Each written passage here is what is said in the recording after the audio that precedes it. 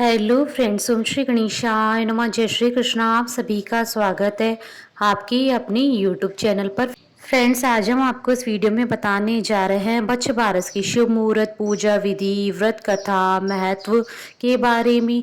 Friends, video शुरू करने से पहले आपसे रिक्वेस्ट है, अगर आप हमारे चैनल पर नए हैं और आपने अभी तक चैनल को सब्सक्राइब नहीं किया है तो प्लीज़ सब्सक्राइब कीजिएगा चैनल को, साथ ही प्रेस कीजिएगा बेल आइकन को, जिससे नए वीडियो से रिलेटेड नोटिफिकेशन आपको तुरंत प्राप्त हो सके। और वीडियो पसंद आने पर वीडियो को लाइक और शेयर जरूर कीजिएगा ताकि सभी भक्तों को इस वीडियो का लाभ प्राप्त हो सके। और कमेंट बॉक्स में जय श्री कृष्णा जरूर लिखिएगा।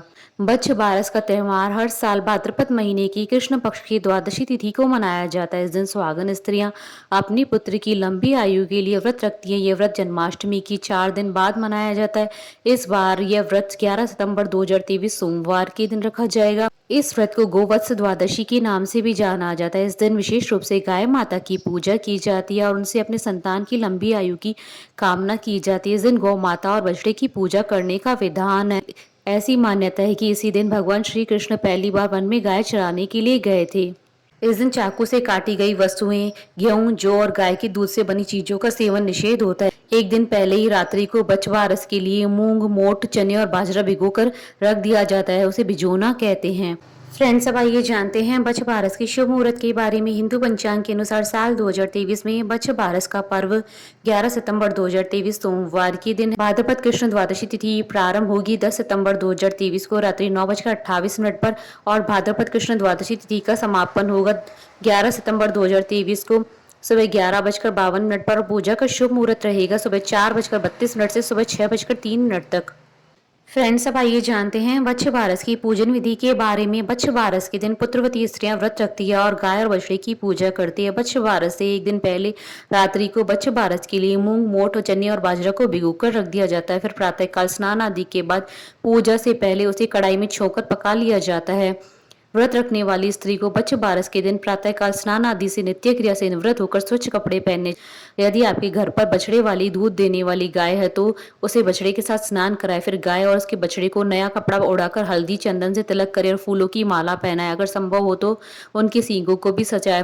तत्पश्चात तांबे का बर्तन लेकर उसमें पानी भरे, उसमें तिल, अक्षत, इत्र और फूल डालकर गाय पर छिड़के और उसके पैर अर्थात खुर पर जल डाले। गाय माता की खुर पर लगी मिट्टी से अपने मस्तक पर टीका लगाएं। दीपक जलाकर गौ माता की आरती करें। भीगे चने, मूंग, मोठ और बाजरा गाय को अर्पित करें। गौ पूजन के पश्चात बच्चे बारस की कहानी सुने या कहें। व्रत करने वाली स्त्री भिजोना भीगा हुआ मूंग, मोठ, बाजरा, चने पर पैसे रखकर अपनी सास या जेठानी को पैर छूकर दे। बच्चे बारस के दिन पूरे दिन व्रत रखकर रात को अपने इष्ट देवता का ध्यान कर और पूजन करके उसके पश्चात भोजन करे। इस दिन भोजन में गेहूं और जौ नहीं खाना चाहिए, ना ही गाय के दूध से बनी हुई वस्तु का सेवन करना चाहिए। साथ ही चाकू से कुछ भी नहीं काटना चाहिए, ना ही चाकू से कटी हुई किसी वस्तु का सेवन करना चाहिए। इस दिन सब्जी भी काटना वर्जित होता है। अगर आपके घर पर बछड़े वाली गाय ना हो तो आपके घर के आसपास जहाँ भी बछड़े वाली गाय हो उसकी विधि विधान से पूजा करें। पूजा के बाद उसके लिए दक्षिणा भी रखें। अगर आपको बछड़े वाली गाय ना मिले तो भी आप ये पूजा कर सकते हो। उस परिस्थिति में आप गीली मिट्टी से गाय एवं बछड़ी की प्रतिमा बनाकर पूजा कर सकते हैं। फ्रेंड्स, अब आइए आरंभ करें बच्चे बारस की कहानी। बच्चे बारस की 2 कहानियां प्रचलित है। प्रथम कहानी प्राचीन समय की बात है। गांव में एक सास और बहू रहा करती। सास बहुत ही धार्मिक थी। नित्य प्रतिदिन मंदिर जाना, पूजा पाठ करना, गौ सेवा करना उसकी ये दिनचर्या का महत्वपूर्ण काम था। उसकी बहू भी बहुत आज्ञाकारी थी। जो भी उसकी सास कहती वो बिना प्रश्न किए उस कार्य को संपादित कर देती। उसके पास एक गाय और बछड़ा था। उस गाय का नाम गेहूंला और उसके बछड़े का नाम था झोला। दोनों सास बहू उस गाय और बछड़े से बहुत प्यार करती थी और खूब मन लगाकर उनकी सेवा भी करती। वो गाय भी बहुत समझदार थी। प्रतिदिन चढ़ने के लिए छोड़ने पर शाम को स्वयं ही घर आ जाती थी। एक बार सास ने घर पर जो की बालियां लाकर रखी, परंतु वो बहू को उसके विषय में बताना भूल गई। सास हर दिन की भांति प्रातःकाल उठकर अपने नित्य कर्मों से निवृत्त होकर मंदिर जाने के लिए तैयार हुई और गाय को चरने के लिए छोड़ दिया। मंदिर जाते उसने अपनी बहू को आवाज लगाकर कहा कि बहू, मैं मंदिर जा रही हूँ, जब तक मैं वापस लौट कर ना आऊं तब तक तू ये जौ लाकर काटकर उबालने के लिए रख देना। बहू को घर पर रखी जौ के विषय में कुछ नहीं पता था। उसको अपनी सास की बात सुनकर ऐसा लगा कि उसकी सास ने उसे झोला गाय के बछड़े को काटकर उबालने के लिए कहा है। यह सुनकर वह सोच में पड़ गई कि आज सासू माँ ने कैसी बात कह दी। अगर मैं उनकी बात मानती हूँ तो मुझे उस निरीह बछड़े की हत्या करनी पड़ेगी, जिससे मुझे गौ हत्या का पाप लगेगा। लेकिन अगर उनकी बात नहीं मानती हूँ, उनके कहे अनुसार नहीं करती हूँ तो उनकी अवज्ञा होगी, वो भी मेरे लिए पाप के समान है। वो इसी धर्म संकट में उलझ गई थी। बैठी बैठी ये सोचे ही जा रही थी कि क्या करे क्या ना करे। अंत में उसने अपनी सास की आज्ञा का पालन करना ही अपना धर्म जाना और गाय के बछड़े जोला को काटकर बर्तन में उबालने के लिए रख दिया। परंतु उस बछड़े की हत्या करके उसके मन को बिल्कुल भी चैन नहीं मिल रहा था। वो उसका दुख मानकर बस रोए जा रही थी। जब उसकी सास वापस आई तो उसकी आंखें उस दृश्य को देखकर आश्चर्य से फटी रह गई। घर में खून ही खून फैला था। जहां तक खून के धब्बे देख उसने अपनी बहू को आवाज लगाई। उसकी बहू रोती हुई उसके सामने आ गई। तब सास ने उससे पूछा कि ये घर में खून कहाँ से आया था। तब बहू ने सास को उसकी आज्ञा याद दिलाई और कहा कि यह रक्त जोला का है। मैंने आपके कहे अनुसार उसको काटकर उबालने के लिए रख दिया है।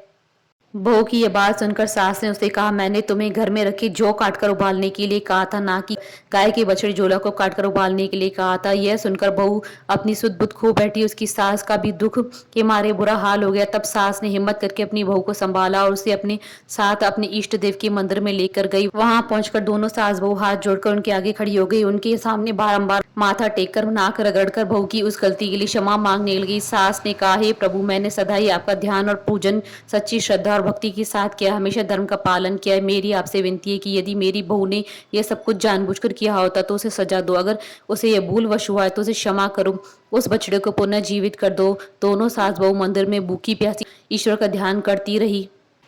जब शाम होने लगी तब उन्हें लगा कि अब गाय चरकर वापस आने वाली होगी और अपने बछड़े को जीवित न पाकर उसका क्या हाल होगा। यही सोचकर वो मंदिर से घर के लिए रवाना हो गई। घर पहुंचकर उन्होंने देखा कि गाय भी आ चुकी है। सास बहू आगे के बारे में सोचकर भयभीत हो रही थी। तभी जैसे ही गाय रंभाते हुए घर की तरफ बढ़ी, उसका बछड़ा घर के अंदर से दौड़ता हुआ अपनी माँ के पास आ गया। यह देखकर सास बहू दोनों विस्मित हो गए और बार बार ईश्वर का धन्यवाद करने लगी। तब उन्होंने घर आकर उस गाय और बछड़े की खूब सेवा की। तब से स्त्री अपनी संतान की रक्षा और लंबी आयु के लिए बच्च बारस का व्रत पूजन अर्चना करती हैं। दूसरी कहानी। पौराणिक कथा अनुसार बहुत समय पहले स्वर्णपुर नामक नगर पर देवदानी नाम का एक राजा राज किया करता था। उसकी दो रानियां थी, एक का नाम सीता और दूसरी का नाम गीता। देवदानी एक न्यायप्रिय और धर्मपरायण राजा था। राजा के पास बहुत बड़ी गौशाला थी, उसमें बहुत सी गायें और भैंसें थी। रानी सीता को एक भैंस अति प्रिय थी और उसका बहुत ख्याल रखती थी। वहीं दूसरी रानी गीता को एक गाय और उसका बछड़ा बहुत अधिक प्रिय था। वो उस गाय को अपनी सखी मानती है और उसके बछड़े को अपनी संतान के समान स्नेह करती थी। रानी गीता उस गाय में एक दूसरे के प्रति इतना प्यार देखकर रानी सीता और उसकी भैंस उसे ईर्ष्या करती थी। रानी सीता स्वयं को रानी गीता से श्रेष्ठ मानती थी। उसकी भैंस की स्वयं को गायों से श्रेष्ठ मानती थी। परंतु गायों को पूजा जाता है यह देखकर उसको बहुत ईर्ष्या होती थी। ईर्ष्यावश एक दिन उस भैंस ने रानी सीता को रानी गीता और उसकी गाय के विषय में भड़काना शुरू कर दिया। भैंस ने कहा कि इस गाय और बछड़े को बहुत सब प्यार करते हैं। राजा देवदानी भी इस गाय और बछड़े में अत्यधिक रुचि लेते हैं। इस तरह से तो एक दिन तुम और मैं अकेले ही रह जाएंगे।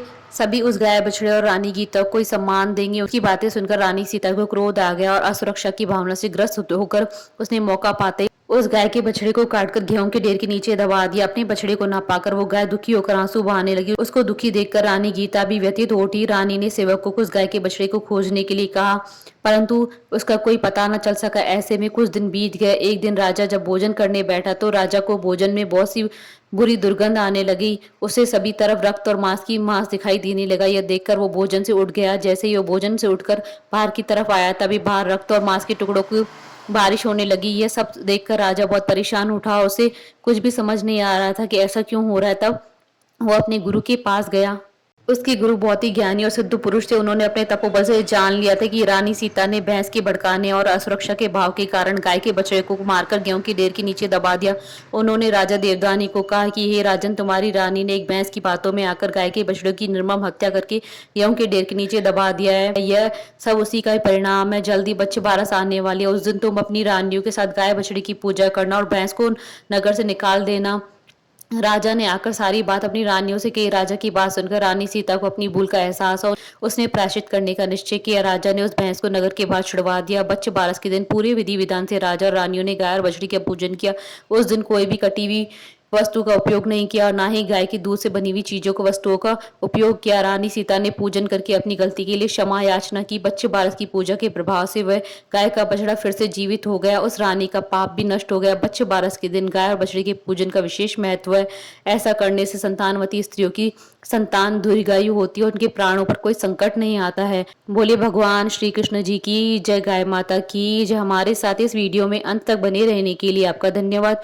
ओम श्री गणेशाय नमः। जय श्री कृष्ण।